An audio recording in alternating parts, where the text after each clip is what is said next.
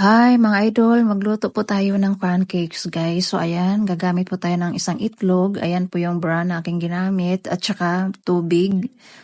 Ayan siya guys, haluin lang po natin maigi. Ayan, unti-unti natin ilalagay yung powder.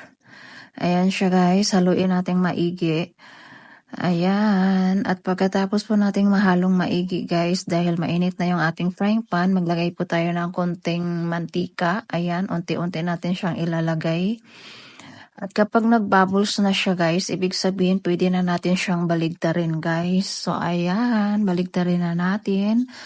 Ayan, gawa tayo ulit at maglagay rin tayo pala ng syrup. So ayan, nilalagyan po natin. Tapos gawa tayo ulit hanggang sa matapos na po nating lutuin yung ating pancakes. So ayan, naluto na natin lahat guys. Thank you so much for watching. Ayan.